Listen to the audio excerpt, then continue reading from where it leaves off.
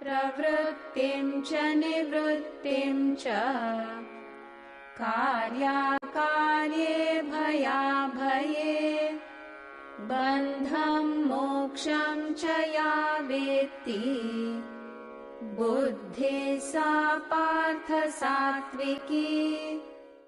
O Partha, that intellect is sattvic, which knows activity and abstinence, pravritti and nivritti, which knows what ought to be done and what ought not to be done, fear and fearlessness, bondage and liberation. So sattvic intellect is, in other words, an intellect with clarity.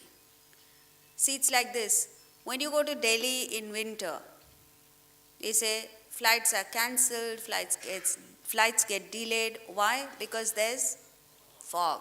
Visibility is poor. Now with your intellect, if visibility is poor, you're in trouble.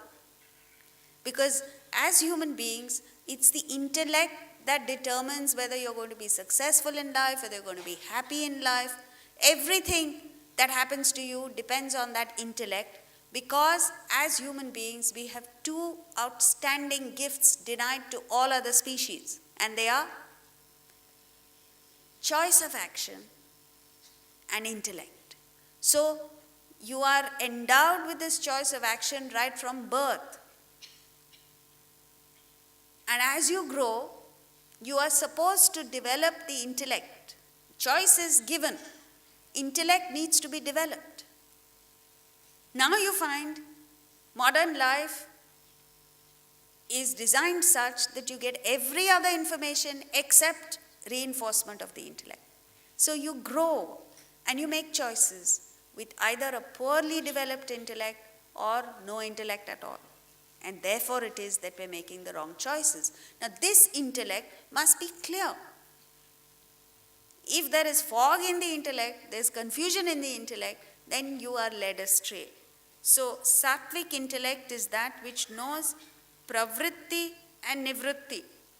What field of activity must you invest your energies, your swadharma activity? He doesn't spell it out, but that's what he means. Nivritti is abstinence, what you should keep away from. Fundamental discrimination you must have. Next, karya, akarya, acts of commission and omission. You must perform your obligatory duty and steer clear of likes and dislikes. Bhayam and abhayam. What must you fear in life? Fear and fearlessness also needs to be determined. Most of us are careless of indulging in the senses. That is what leads us to trouble. We are careless about succumbing to the likes and dislikes of the mind.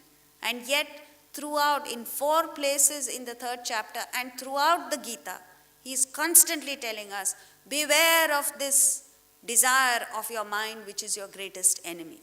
And what are we doing? We are nurturing it, pampering it, yielding to the desire. What should you be fearless about? Spiritual life. And that is what you fear. Oh, I don't know whether I should be studying the Gita or not. I think I'll wait till I'm old and then I'll start. So, because we are lost in this mire of perceptions, emotions and thoughts which detract from the clarity of the intellect, we don't have it. So, the fundamental obligation in life is to develop a clear intellect, a sattvic intellect. And that's what he's talking about. Next verse.